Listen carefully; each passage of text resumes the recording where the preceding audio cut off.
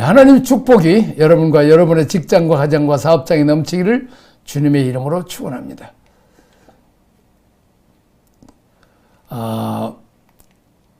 이 죄 문제 해결을 위해서는 기름과 유향이 사용될 수 없습니다. 고운 가루를 가져올 경우에는 가루 한 움큼을 바치되 기름이나 유향을 첨가하지 말고 드리라고 했습니다. 하나님이 기분 좋게 받는 것 아니라는 것이죠. 내가 잘못한 것을 내놓은 거라라고 이렇게 하면 하나님의 마음을 가리는 거죠. 하나님의 마음을 보게 해주는 거죠. 자, 그렇습니다. 기름이나 유향은 가난한 자를 유한하기 위해서 지정된 제사입니다. 너무나 비용이 많이 들게 할 것이기 때문에 금했을 뿐만 아니라 이 제사는 속죄제 있기 때문입니다. 즉, 이 제사는 죄 때문에 드려지는 것입니다. 죄란 역겨운 것이라는 것을 보여주기 위해서도 기름이나 유향을 넣어 맛있고 향기롭게 만들어서는 안 되기 때문입니다. 이 제물의 향로가 빠진 것은 저희는 전과 같이 죄를 다시 즐기는 일은 결코 없어야 한다는 것을 시사해 주고 있습니다. 자, 속건제는 다른 모든 제사와 연결되어 있습니다. 부정함의 접촉감의 의미입니다. 자, 부정하다는 말은 의식적 부정을 말하며 종교 윤리적 불교를 상징한 것으로 생각되어야 합니다. 자, 하나님께서 사람들로 하여금 물질적인 그 불교를 통해서 종교 윤리적 불교를 느끼게 하려고 그 불교를 멀리하게 한 것입니다. 예를 들면 이스라엘에게 할례의 제도를 세워서 종교 윤리적 선교를 가르쳤습니다. 박연선 박사님 지적이죠. 자, 구별된 인생을 살아가는 것이죠. 내 몸에다 칼자국, 할례를 통해서 칼자국을 냈어요. 너는 성별한 사람이 되라는 거죠. 하나님을 향해서 준비된 사람이란 나는 제물의 인생으로 살아야 한다는 걸 내 몸에 늘 흔적으로 남기는 이게 오늘 이 할례죠. 자, 그 다음에 사도행전 10장에서 베드로가 보았던 보자기 이상 가운데 이 파충류, 곤충류들이나 짐승과 새들이 하늘에서 내려왔죠. 어떤 종류의 사람들을 상징했다. 즉 들짐승이란 거칠고 멋대로인 사람들, 다뤄지지 않는 사람들, 다스림 안에 있지 않는 사람들을 가리키는 것으로 볼 수 있습니다. 이 들짐승 같은 사람이라는 거죠. 거칠고 제멋대로 말하고 함부로 행동하고 다른 데는 입장을 전혀 고려하지 않고 그런 사람들을 말합니다. 다뤄지지 않는 성품, 거친 성품, 싸나운 성품, 급한 성품, 성질내고 하나님의 권위 다스림 안에 들어가질 않으려고 그래요. 좌충우돌하고 그냥 들짐승들은 하나님은 안 쓴다는 거죠. 제물로 받기에 하나님은 불편하다고 말씀하고 있습니다. 자, 부정한 가축은 들짐승처럼 거칠지 않다 하더라도 무지한 짐승처럼 어떤 인간으로서 느낌이 없는 사람들을 가리킵니다. 그들의 사망을 만져도 죄에게 아무리 가까운 친척이라 하더라도 무심코 접하는 것은 조심해야 된다는 것입니다. 그렇습니다. 우리가 코로나를 겪어보면서 코로나 걸린 사람하고 가까이 조금만 있어도 옮기잖아요. 그래서 우리는 이렇게 나에게 악한 나쁜 영향력을 줄 사람들 이렇게 우리가 조심해야 되죠. 제가 이제 청년 때 서울에 올라와가지고 서울시에 공무원도 하고 그냥 이렇게 서울 말씀을 잘 배웠는데 그냥 제가 실무했던 그 교회가 한쪽 어떤 지방 사투리를 많이 쓰는 지역에 갔더니 나도 닮아가고, 심지어는 독일에 가서 했는데도 거기도 사투리 쓰는 사람도 많아가지고 이게 사투리가 저절로 배우더라. 이게 참 나쁜 습관은 쉽게 배워진다는 것을 보고, 그래서 우리는 이 교제권에 저는 벌써 사귀어보고, 너무 이기심 많고 안 되겠다, 욕심 많고 성질을 부리고 하면 자꾸 욕을 한 사람들 만나면, 이렇게 격한 사람 만나면 격해지죠. 그래서 아주 조심을 합니다. 자, 이제 잠깐 있으면 부정타지요. 까마귀 놀던 곳에 백로야 가지 마라. 이렇게 이렇게 연탄 날르면 연탄 껌 묻죠. 그래서 참 조심을 해야 되죠. 자, 그렇습니다. 어느 지역 하면 어느 지역 사투리를 또 금방 배우듯이 이 교제라는 것 중요합니다. 그래서 우리 맹모상천적이죠.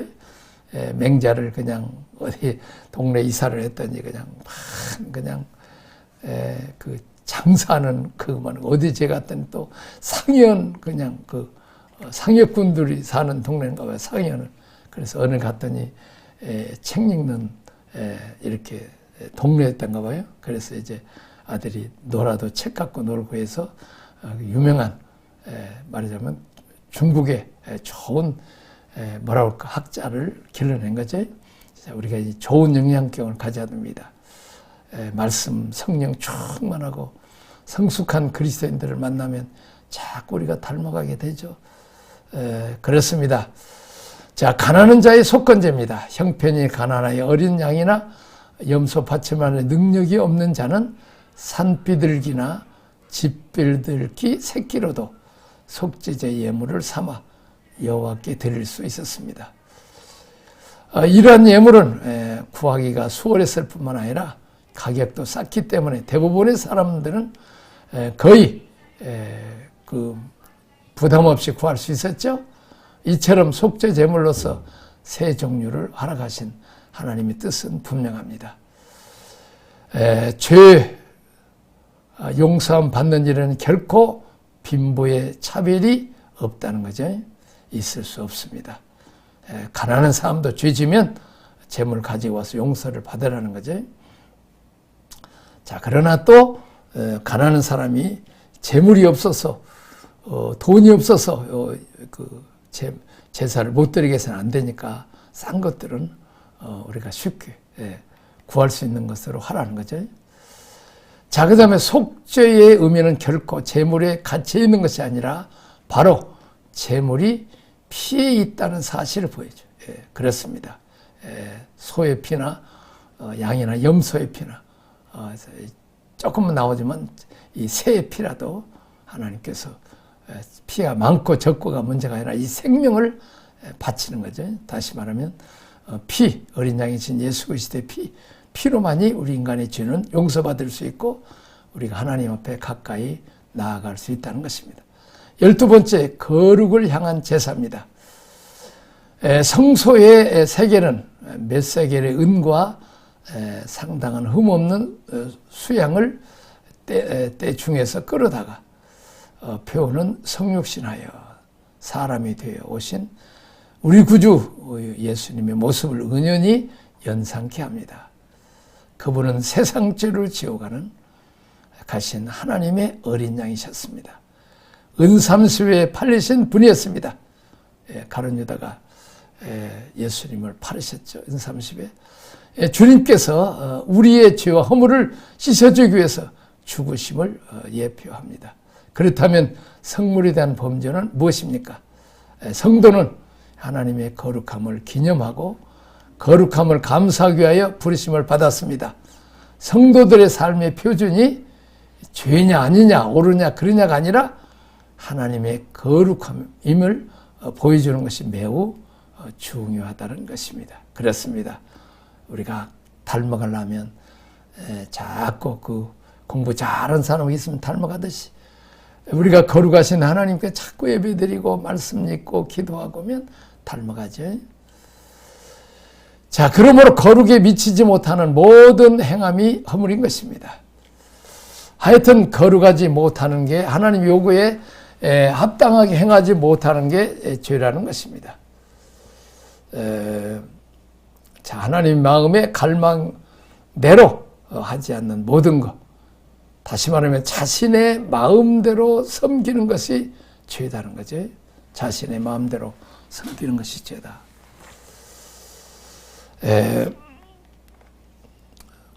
성도가 교회인 만큼 성도가 성물이기에 성도에게 상처를 주거나 성도들을 실족케 하는 것이 다 이런 죄에 속합니다.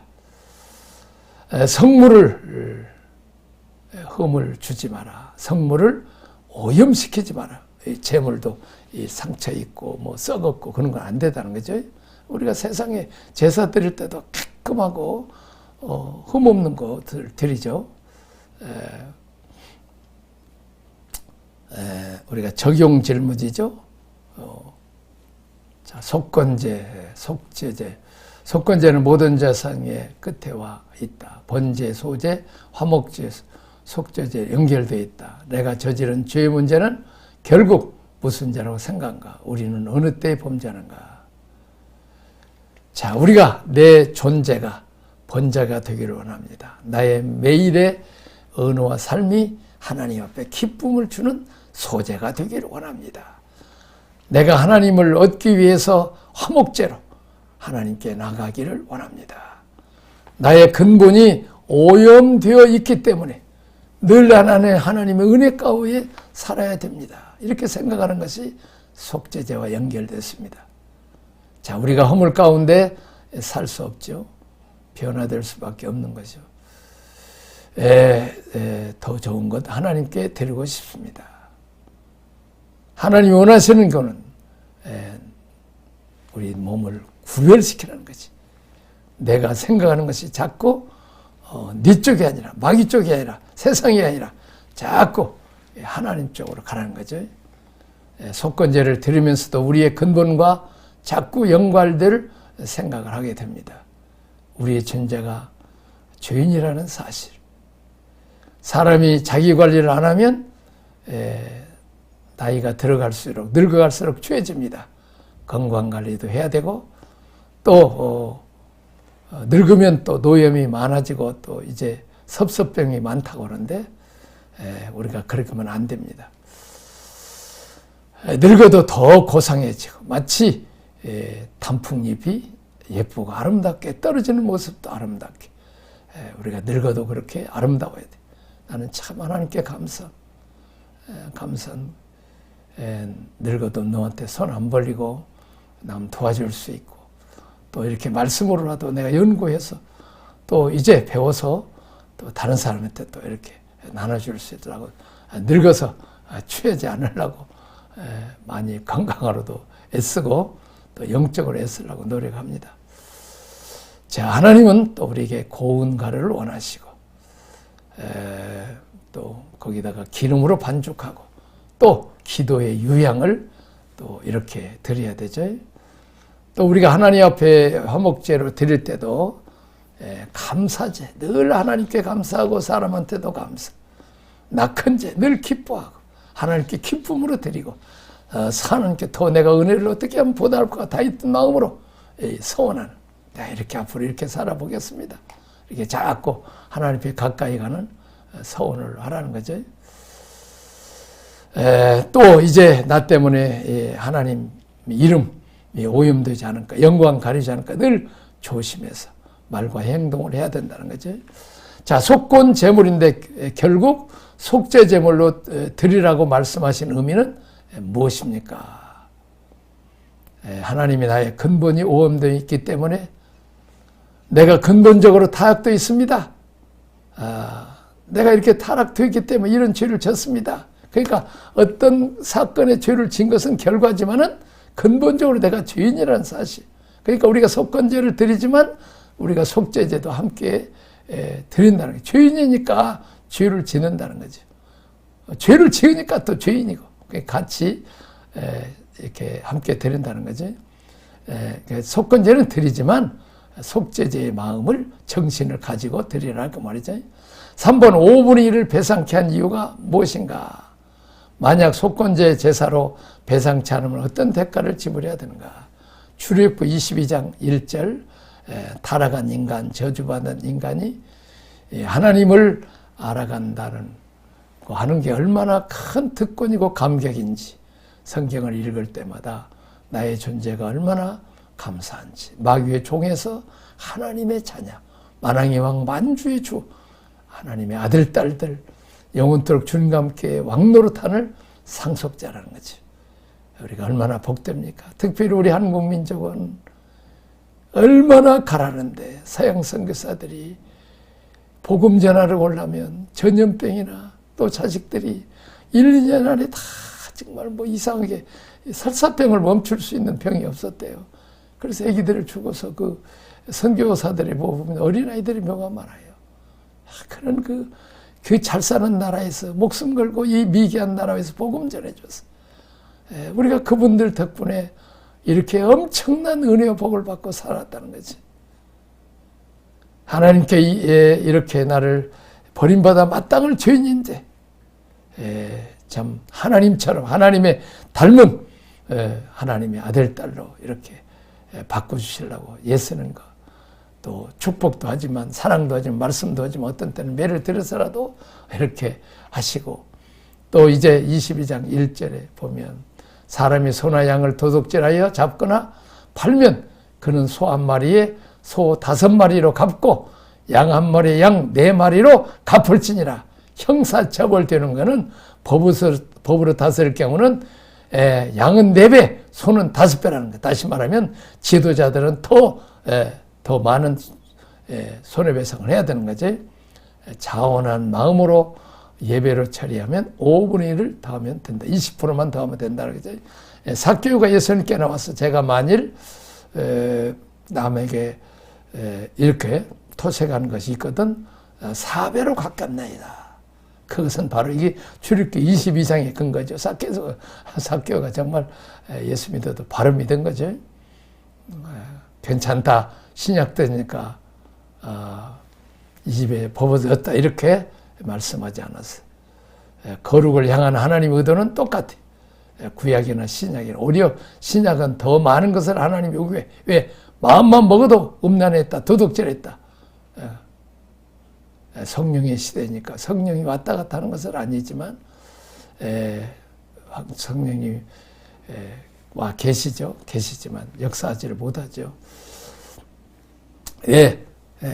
우리가 그 가나 혼인 장치에 예수님이 와 계신데도 포도주가 떨어져서 일주일 동안 지금 결혼 잔치를 해야 되는데 떨어져서 위기에 처했을 때 어떻게 했어요? 위기에 처했을 때 왜 위기에 처했을 때요? 예수님을 손님으로 취급을 했을 때는 떨어져. 그러나 예수님을 가정의 내 왕, 내 주인으로, 내 왕으로 그분에게 다 맡겼을 때 물을 포도주로 만져서 칭찬 듣고 위기에서 도리어 축복으로 바뀌어주는. 그래서 우리는 늘 주님을 내 왕, 내 주님으로 탕자처럼 아버지 떠나면 지가 왕노로 주인을 나오면 궁핍과 가난이 내려감 낮아짐과 궁핍이요. 그러나 나는 종의 하나로도 자격이 없습니다. 자기를 낮추고 하나님과 아버지를 왕과 주인으로 모시고 할 때 가락지 너는 내 아들이다. 다시 아들 취급을 받죠. 내가 아들처럼 높아지면 종 취급을 받죠. 그렇습니다. 높아지고 온 자는 낮아지고 낮아지는 자는 높아지라. 너를 낮추라. 그럼 내가 너를 높이리라. 아들 상속자 가락지 끼워주고 좋은 옷 좋은 신발 시켜주죠. 그리고 살찐 송아지 슬픔과 괴로움과 절망이 아니라 풍악으로 춤을 추는 그런 자태로 돌아간다는 거죠. 제6장 추가된 제사법의 규례입니다. 1절에 7절 타인의 재물에 대해서 피해를 준 가해자의 속건제입니다. 8절에 13절 번제의 보충입니다. 14절 18절 소제의 보충입니다. 19절에 23절 제사자를 위한 위임식 소제입니다. 그리고 24절 30절 속죄제 보충입니다. 이건 제사장을 위한 팁들이죠. 추가로 주는 것입니다. 그 다음에 6장 묵상입니다. 사람에게 피해를 준 경우에는 먼저 5분의 1을 배상하기 와서 하나님께 제사했습니다. 2번 제사의 근본 정신을 우리가 하나님의 성품인 사랑과 공의를 닮아 거룩하고 경건하게 하나님을 닮은 모습으로 보입니다. 십자가는 하나님의 공의와 사랑이 함께 있는 것입니다. 죄 지은 사람은 반드시 벌을 받아야 되고 죽어야 된다. 자, 그러나 예수님이 세상 죄를 지은 하나님의 어린 양으로서 여러분과 나와 온 인류의 죄값을 담당하고 죽으셨습니다. 그리고 그 예수를 믿으면 모든 죄 사함 받고 영생을 얻고 하나님의 자녀가 되는 복을 받습니다. 이것이 하나님의 사랑입니다. 하나님, 우리가 받아야 될 이 심판을, 공의의 심판을 누가 받았냐? 십자가당에서 아들 예수에게 쏟아부었어. 그리고 거기에서 하나님 공의가 나타났고, 누군가가 나도 대신 죽어야 되고, 제사드리는 자체가 그 사람이 죄 지면 그 사람이 끌고 온 소나양과 염소에게 안수해서 그 사람의 죄를 제물에게 넘어가면 그 사람이 벌을 받고 죽어야 될 것이 짐승이 대신 희생제물로 죽는다는 그 원리를 이제 예수님의 십자가의 제사의 모형인 것입니다. 유월절 제물로 죽으셨다는 거죠. 그래서 십자가 안에는 하나님의 공의가 있고 또 사랑이 있다는 것을 우리에게 보여주고 있습니다. 우리가 회개를 이런 하나님의 의도와 다르게 생각하기 때문에 회개도 우리의 인격은 변화를 경험하지 못합니다. 자, 하나님께 용서받은 일은 용서 자체의 목적이 있는 것이 아니라 하나님 옆에 설 수 있는 자격을 주어서 하나님의 은혜와 공급을 받아서 하나님의 생명, 하나님의 모습을 살게 하는데 그 목적이 있습니다. 자, 속죄 제물의 피가 옷에 묻어 있으면 경건한 마음으로 빨아서 깨끗이 하는 것은 그리스도의 피를 경외하며 일반 피처럼 생각하지 말아야 한다는 것을 나타내 주는 것입니다. 그리스도의 피는 옷 위에가 아니라 양심 위에 뿌려져야 한다는 것입니다. 이 매튜 헨리 주석입니다.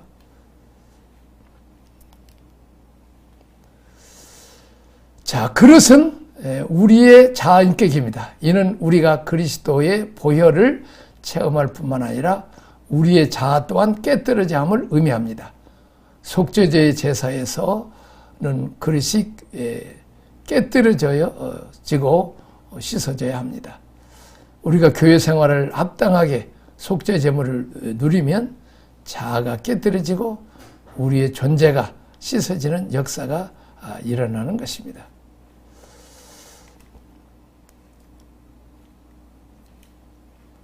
자, 우리는 속건제 회개에 봅니다. 범죄를 시인하고 자복합니다. 범죄에 대해서 그것은 배상하라는 거죠. 하나님께 속건제를 드리라. 먼저 회개하고 또 배상하고 그리고 하나님께 제물을 드리는 거죠. 제사장으로부터 사함을 받아야 하는 것입니다.